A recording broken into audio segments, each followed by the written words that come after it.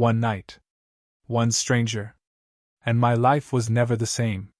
It was supposed to be nothing more than a fleeting act of kindness, a momentary lapse in the walls I'd built around myself. The storm outside was merciless, a wild, untamed thing that roared through the night like it wanted to tear the world apart. Trees bent under the weight of the wind, their branches clawing at the sky as if pleading for mercy. The rain pounded my roof, each drop a sharp, relentless hammer against the quiet I'd spent years cultivating. I stood at my window, my breath fogging the cold glass, watching the narrow road that led to my house dissolve into darkness, swallowed by sheets of rain that fell like a curtain. That's when I saw him, a lone figure stumbling through the downpour, his silhouette fraying at the edges, as if the storm might unravel him completely. He was just a man, I told myself, caught in the wrong place at the wrong time, his shoulders hunched, his body shivering under the weight of the rain. I told myself I was being decent, human, when I opened the door. Just one night, I thought. A small gesture, a fleeting act of mercy for someone the storm had stranded. But when he stepped inside, his boots leaving wet, muddy prints on my hardwood floor, his eyes found mine. They were dark, steady, carrying a quiet intensity that made my breath catch in my chest, like a hook snagging on something deep inside me. I didn't know it then, but that moment, that single, reckless choice to let him in, would unravel everything I'd spent years trying to keep buried. I should have closed the door. I should have turned him away, pointed him toward the gas station 10 miles down the road, and gone back to the safe, solitary life I'd built. I should have listened to the voice in my head, the one that whispered warnings I couldn't quite hear over the storm's howl. But I didn't. I couldn't. And that's where it all began. The storm didn't let up. It raged on, hour after hour, day after day, a relentless force that screamed through the trees and rattled the windows of my small house, tucked away at the edge of nowhere. I'd chosen this place for its isolation, its quiet, a sanctuary where the world couldn't touch me, where I could keep my distance from the chaos of other people's lives. My life was simple, almost austere. I worked from home, my laptop a lifeline to a world I kept at arm's length, my days filled with emails and deadlines that required no real connection. Books were stacked on every surface, coffee tables, shelves, even the floor, their spines worn from nights spent escaping into stories that weren't mine. My heart, though, that was something I'd learned to keep locked tight, sealed behind walls I'd built brick by brick, year by year. I wasn't lonely, not in the way people imagine loneliness. I'd just gotten very good at being alone, at convincing myself that solitude was enough, that it could protect me from the mistakes I'd made, the regrets that still woke me up at night, gasping for air like I was drowning in them. His name was Elias. He said it softly, almost reluctantly, like it was a secret he wasn't sure he wanted to share with me, or anyone. He stood in my entryway, his dark hair plastered to his face, water dripping from his worn coat into a puddle that spread across the hardwood like a warning I didn't heed. He was older than me, maybe late 30s, with a face that carried stories, lines etched around his eyes, a jaw that tightened when he thought I wasn't looking, a weariness that clung to him like the rain. His voice was low, calm, cutting through the storm's chaos like it was nothing more than a distant hum. "I'm sorry to trouble you," he said, his gaze sweeping the room, taking in the books, the fire, the small, ordered world I'd built, before settling back on me. "My car broke down a mile back. I just need a place to wait out the rain." I should have said no. I should have told him to keep walking, to find shelter somewhere else, to leave me to my quiet, controlled life. But there was something in the way he looked at me, not desperate, not pleading, but curious. Like he could see the cracks in the walls I'd built, the ones I'd spent years pretending didn't exist. His eyes held mine for a moment too long, and I felt something stir inside me, something unfamiliar, something that scared me because it felt like it could pull me apart.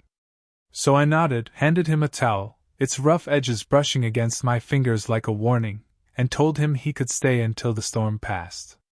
Just one night. That's what I told myself, over and over, like a mantra to keep the fear at bay. We sat in my living room, the fire crackling in the hearth, its glow casting long, flickering shadows across the walls. The silence between us was heavier than the rain outside, thick with unspoken questions, with the weight of two strangers sitting too close in a space that wasn't meant for company. He didn't talk much at first, just sipped the coffee I'd made, his hands wrapped around the mug like it was the only thing keeping him grounded. Every now and then, his gaze would drift to me, and I'd feel it, like a weight pressing against my chest, like a question I didn't know how to answer. My heart would skip, and I'd look away, busying myself with the fire, adjusting logs that didn't need adjusting, or rearranging the books on the coffee table, their covers worn from too many sleepless nights. I told myself it was nothing.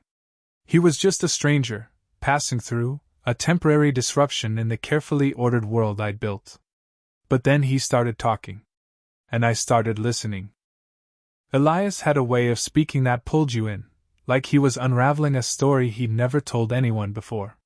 His voice was low, deliberate, each word chosen with a precision that made me lean forward, hanging on every pause, every glance.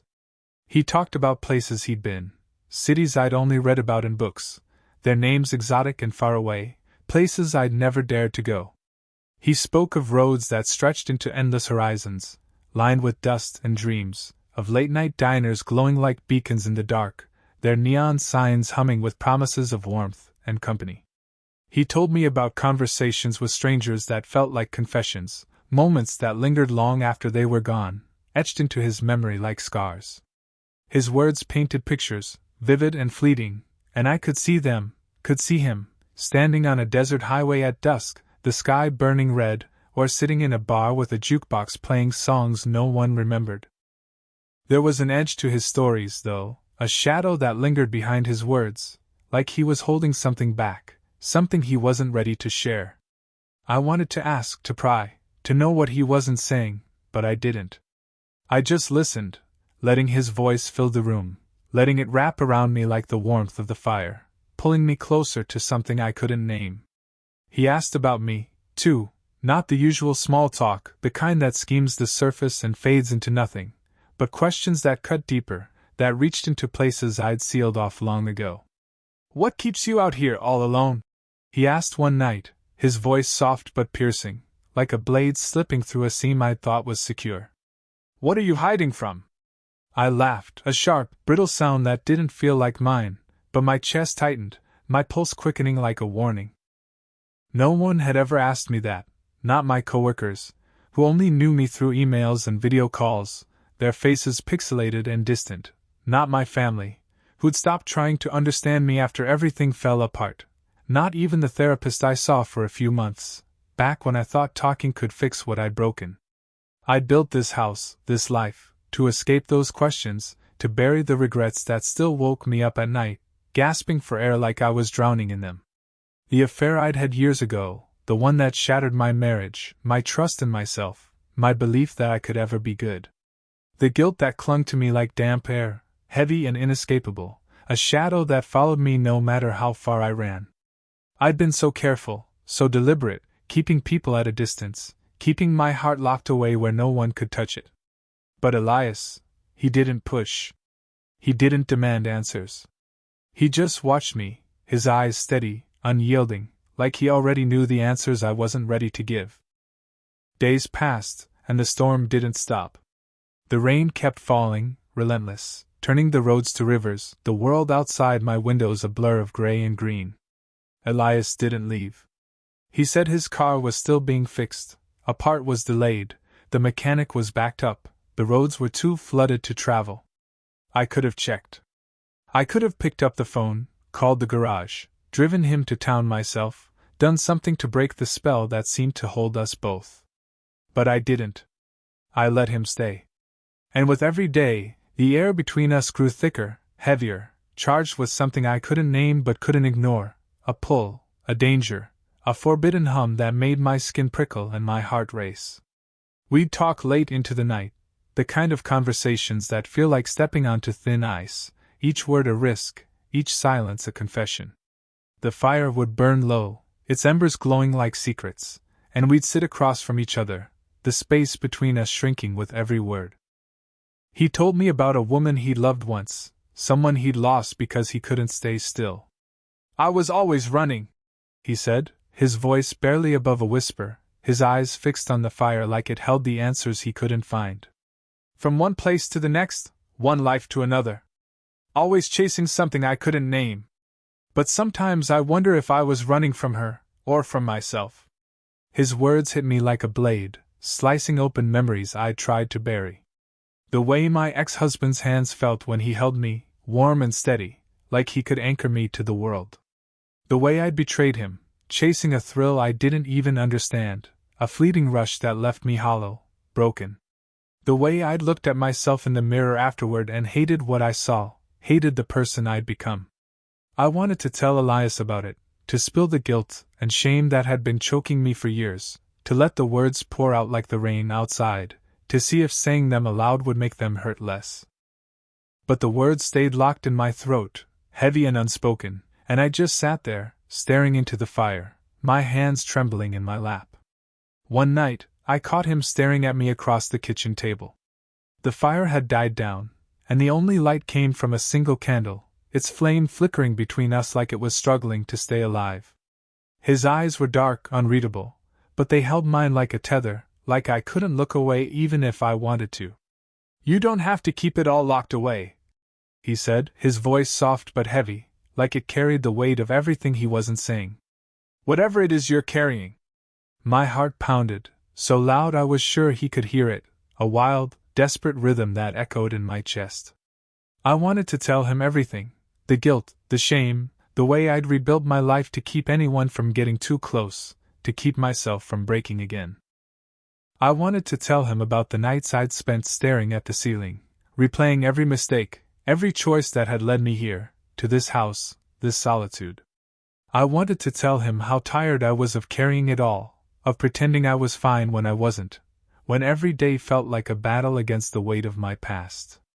But instead, I just shook my head, my throat tight, and looked away, my hands gripping the edge of the table like it was the only thing keeping me grounded. The silence that followed was unbearable. It wasn't just quiet, it was alive, pulsing with everything we weren't saying, everything we couldn't say. I felt his gaze on me, steady, patient, like he was waiting for me to break, to let the walls come down. And part of me wanted to.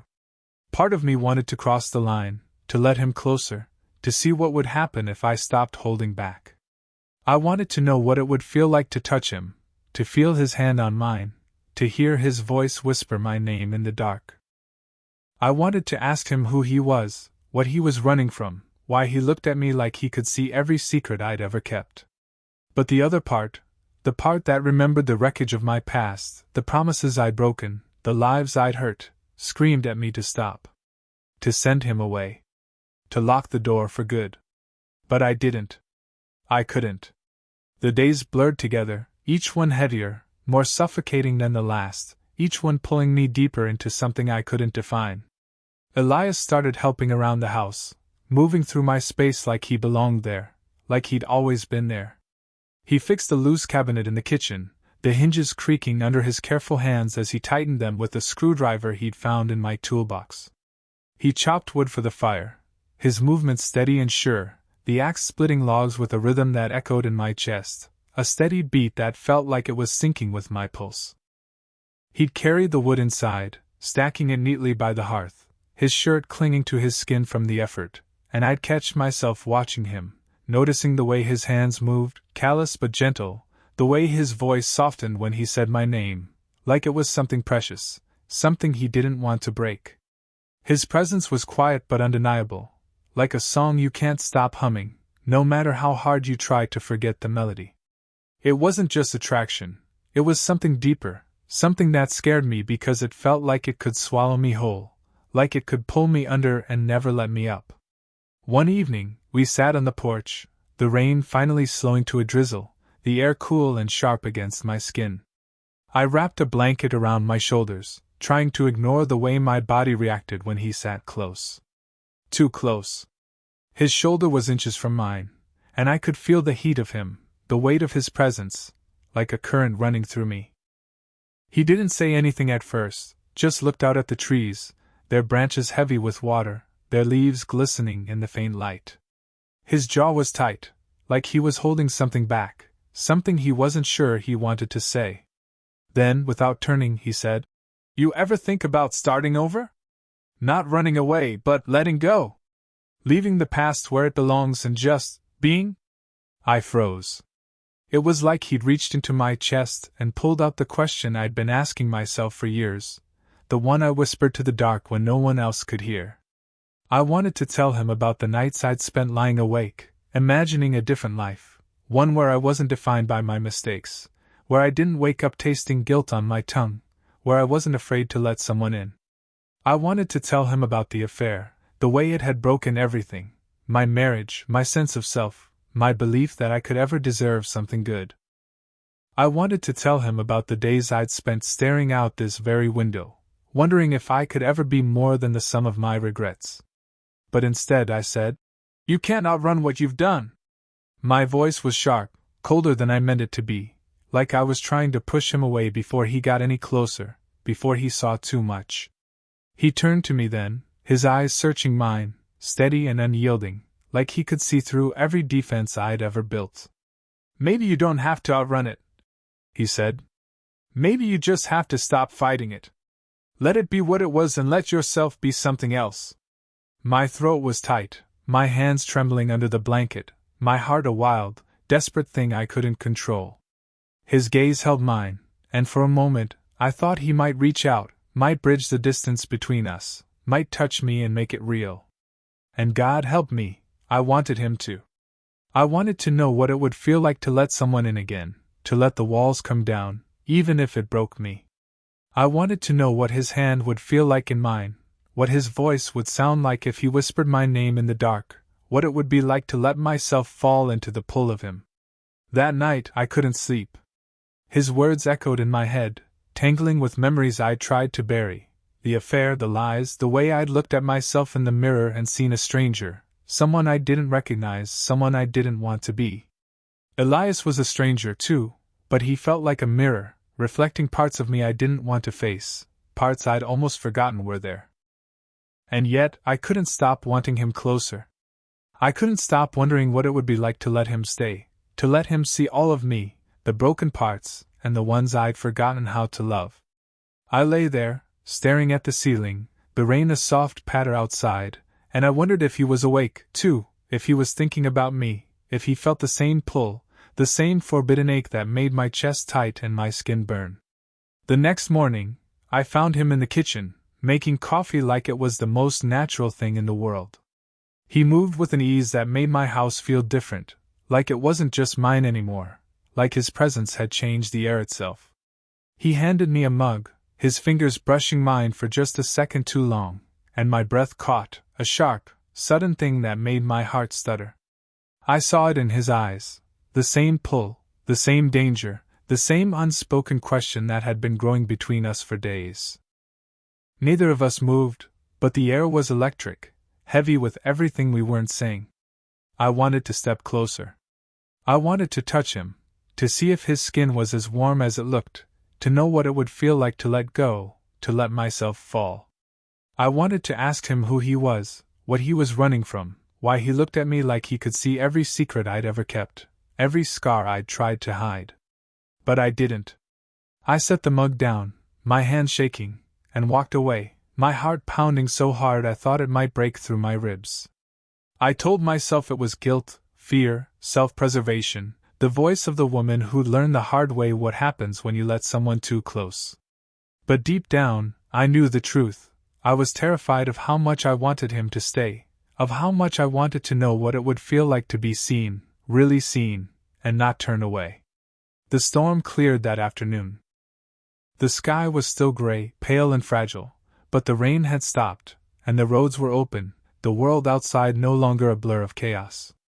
His car was ready, he said, the mechanic had called, the part had come in, everything was fixed. He could leave. He should leave. But when I told him, my voice flat and careful, like I was trying to convince myself as much as him, he didn't pack his things. He didn't move toward the door. He just stood there, his bag still slung over the chair where he'd left it days ago, and looked at me. His expression was unreadable, but his eyes were steady, searching, like he was waiting for something, like he was giving me a choice I wasn't ready to make. "Do you want me to go?" he asked, his voice quiet but heavy, each word landing like a stone in the silence. I opened my mouth to say yes. To tell him to leave, to take his quiet intensity and his dangerous questions and go back to wherever he came from, to leave me to my safe, solitary life, where no one could hurt me and I couldn't hurt anyone else. I wanted to say it, to push him out the door and lock it behind him, to pretend this week had never happened, that he hadn't slipped past my defenses, that he hadn't made me feel things I'd forgotten how to feel. But the word wouldn't come. My throat was tight, my heart pounding so loud I was sure he could hear it, a wild, desperate rhythm that echoed in my chest. I stood there, frozen, my hands clenched at my sides, caught between the past I couldn't escape and the pull of something new, something forbidden, something that felt like it could change everything. And then he took a step closer. He didn't touch me. He didn't have to. His presence was enough, too much, too close, too everything. The space between us felt like it was collapsing, like the air itself was pulling us together, a current I couldn't fight, didn't want to fight. "Tell me to leave," he said, his voice low, almost a whisper, but it cut through me like a knife, sharp and precise. "And I'll go." I wanted to say it. I wanted to push him out the door, to lock it behind him and go back to the life I'd built, the one that kept me safe from myself, from the mistakes I'd made, from the pain I'd caused. But my throat was tight, my chest heavy with the weight of everything I'd been running from, the guilt that clung to me like damp air, the regret that whispered in the quiet moments, the longing for something I couldn't name, something I told myself I didn't deserve. I looked at him, his eyes steady and unyielding, and I realized I didn't want him to go. Not yet. Maybe not ever. But I couldn't say that either. I couldn't say anything. My voice was gone, swallowed by the storm inside me, the one that had been raging long before he showed up at my door. So I just stood there, silent, my hands trembling, my heart a drumbeat in my chest, a wild, desperate thing I couldn't control. He watched me for a long moment, his gaze soft but piercing, like he could see every crack, every scar, every secret I tried to hide. Then he nodded, like he understood something I didn't, like he saw the war inside me and knew I wasn't ready to choose a side. He turned away, picked up his bag, slung it over his shoulder, his movements slow, deliberate, like he was giving me one last chance to stop him. I wanted to call out, to say his name, to ask him to stay, to tell him I wasn't ready for him to go. But the words stayed locked in my throat, trapped behind years of guilt and fear and the weight of everything I'd done.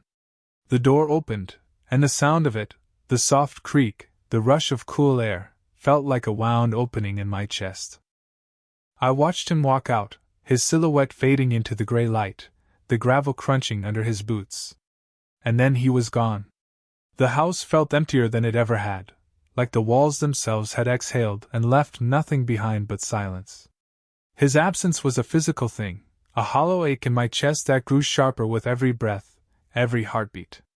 I sat by the window, staring at the road where he'd disappeared, the gravel still wet from the storm, glinting faintly in the pale light.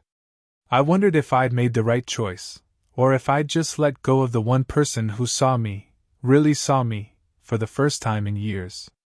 I wondered if he was running from something, like I was, if he'd felt the same pull, the same forbidden ache that kept me awake at night, that made me question everything I thought I knew about myself. I wondered if he'd stood outside my door for a moment, waiting for me to call him back, or if he'd driven away without looking back, without a second thought. I don't know who he was, not really. I don't know if he was a drifter, a dreamer, a man running from his own ghosts, or just someone the storm had tossed into my life for a few days. I don't know if he meant to change me, if he knew the way his words, his glances, his presence had slipped past my defenses and left me raw, exposed.